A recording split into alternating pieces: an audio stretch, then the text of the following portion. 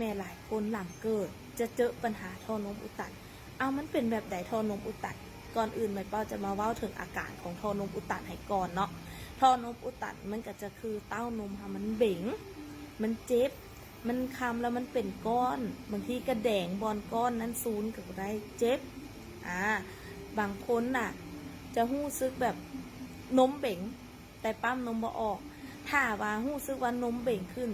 น้ำนมมาแต่เฮาปั้มนมหรือว่าลูกดูดแล้วมันบ่ออกมันยังเป็นก้อนอยู่นะอันนั้นคือสัญญาณเริ่มต้นของท่อนมจะอุดตันเนาะแต่ถ้าแม่ใดที่ว่าอุดตันหุนแหงมันก็จะหู้ซึกว่าเจ็บขัดเต้าหุนแหงแดงบอลมันเป็นก้อนเต้านมเฮามันเป็นก้อนเฮาคำเบิ่งมันเป็นก้อนนะซูนกับอะไรแล้วมันก็จะแดงเป็นวงบอลนั้นบางคนหุนแหงจนถึงเฮ็ดให้แม่ไข่แตกหนาวสั่นได้นะดังนั้นถ้าว่าแม่ได้เจอปัญหาท่อนมอุดตันอยู่รีบแก้ไขแล้ว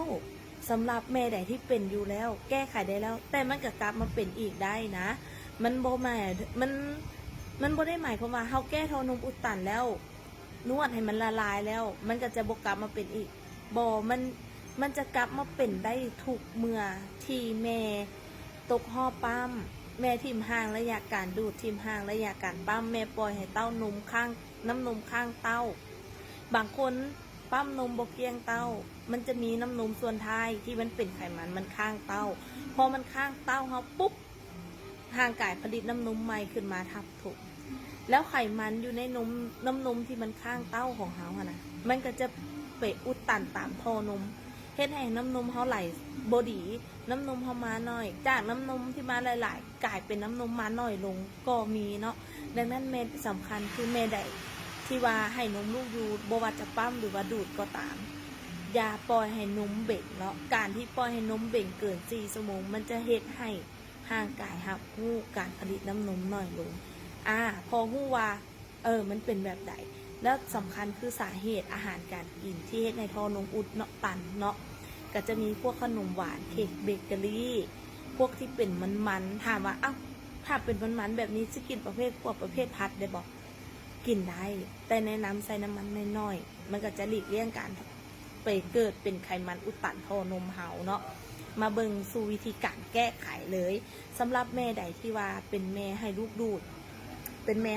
แนะนำนวดเต้านมก่อนอันนี้สมมุติว่าเป็นเต้านมเฮาเนาะให้แม่นวดเป็นก้นหอยอ้อมใส่แค่3 นิ้วนี่ก็ได้เนาะใส่แค่3 นิ้วนวดเป็นก้นหอยอ้อมลงมาจนฮอดลานนมแล้วลิ่งอยู่บนรางนมหันน้อยนึงถ้าลิ่งอยู่บนลานนมน้อยนึงอย่าคมแหงนะเพราะว่าถ้าคมแหงมันจะไปเฮ็ดให้กระตุ้นอาจเกิดอาการอักเสบได้บอลมันเป็นก้อนนูนๆนะดังนั้นเราบ่ต้องไปคึงบอลที่มันก้อนนูนหลายเกินไปนวดอ้อมลงเป็นก้นหอยแล้วหลังจากนั้นมาปั่นจี๊ดหัวนมเฮาเนาะปั่นจี๊ดจนรู้สึกว่าจี๊ดแล้วแม่ค่อยให้ลูกดูดแต่ถ้าสมมติว่าบ่อยากนวดได้บ่คือถ้าเป็นสูตรแม่เป้าเองแม่เป้าแก้คือด้วยการเปิดน้ำฝักบัวน้ำร้อนจะเป็นน้ำอุ่นเกือบร้อนเลยแหละเวลามันมากระทบกับเต้านมแล้วเฮาเอาเต้านมเฮาบอลมันเป็นก้อนนะใส่หรือจะเอาหัวฟักบัวนั้นมาเปิดน้ำเบาๆเป็นน้ำอุ่นลิ่งอ้อมหัวนมเฮาแบบนั้นก็ได้อ้อมเต้านมเฮาบอลที่เบื้องที่มันเป็นก้อนเป็นไตแต่แนะนำนวดเต้านึงแล้วให้นวดอีกข้างหนึ่งอย่าสู้นวดแค่ข้างเดียวนวดทั้ง2 เต้าไปเลยเนาะเพื่อกระตุ้นให้เลือดลมเฮาไหลเวียนดีเลือดอยู่บนเต้านมไหลเวียนดีไขมันก็จะละลายออกมานำมันก็จะบอุดตันดังนั้นทานนวดเต้านึงแล้วนวดทั้ง2 ข้างพร้อมกันเลยเหตุแบบนี้แล้วหลังจากนั้นหีบออกมาให้ลูกดูดเต้าแบบนี้ก็ได้เนาะสำหรับแม่ใดที่ว่าให้ลูกดูดเต้าและสำหรับแม่ใดปั๊มนมบัดนี้พอแม่ปั๊มนมก็เฮ็ดแบบแม่เป้าบอกนั่นแหละแต่พอหลังจากเราจัดการเต้านมเราเรียบร้อยปุ๊บ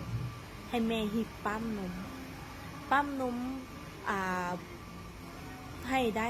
30 นาทีตาม EP 8เนาะแนะนำฟังย้อนหลัง EP 8ฟังเบิ่งว่าเราควรจะปั๊มแบบไหนเพื่อระบายแล้วพยายามปั๊มให้ตรงเวลา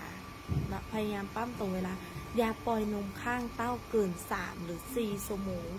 ให้ปั๊มให้มันออกแบบเกียงเต้ากลับไปย้อนฟัง EP 8ได้นะว่าจะปั๊มเกียงเต้าได้แบบไหน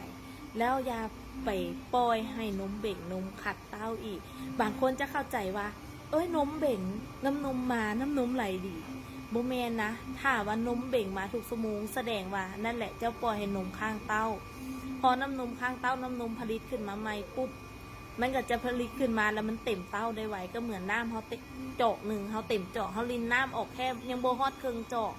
แต่พอเขาลินน้ำเข้าไปแป๊บเดียวมันเต็มเจาะแบบนั้นเหมือนกันเนาะดังนั้นเวลานมขัดเต้ามาทุกชั่วโมงอย่าดีใจนมเบ่งทุกชั่วโมงอย่าดีใจให้คิดว่า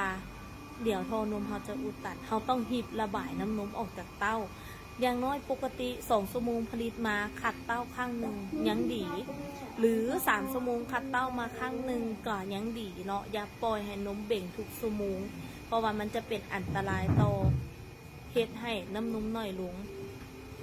เฮ็ดให้ท่อนมแม่อุดตันเฮ็ดให้ไขมันไปอุดตันท่อนมน้ำนมไหลบ่ดีดังนั้นฝากไว้เนาะสำหรับแม่ใดที่ว่ามีปัญหาเกี่ยวกับเรื่องน้ำนมหรือว่าฟังคลิปแม่เป้าเรายังบ่เคลียร์นะทักอินบอกมาปรึกษาได้เนาะหรือว่าจะโทรสายด่วนที่เบอร์249210ทักมาปรึกษาแม่ได้สำหรับแม่ใดที่ว่ามีปัญหาหลังเกิดหนาวในเจ็บหลังปวดแอวอย่างต่างๆทักมาปรึกษาได้เนาะเพราะว่าเฮามีพิมพ์ไว้คอยสุดสวยแม่สวยจบปัญหาแม่หลังเกิดเนาะดังนั้นถ้าว่ามีแม่ใดมีปัญหาด้านใดทักมาปรึกษาได้หรือว่ายังบ่เข้าใจยังบ่เคลียร์เกี่ยวกับวิธีการปั๊มยังบ่เคลียร์เกี่ยวกับวิธีการให้ลูกดูดยังบ่เคลียร์เกี่ยวกับการอุดตันหัวนมคือปัญหาต่างๆของแม่ให้นมลูกทักมาปรึกษาแม่เป้าได้ที่อินบ็อกซ์เพจหรือเบอร์249210เนาะขอบใจเดี๋ยวฝากติดตามคลิปต่อๆไปในเด้อถ้าว่าถึกใจเห็นว่าคลิปนี้มีประโยชน์ฝากกดไลค์กดแชร์ให้แม่เป้าแน่โอเคบาย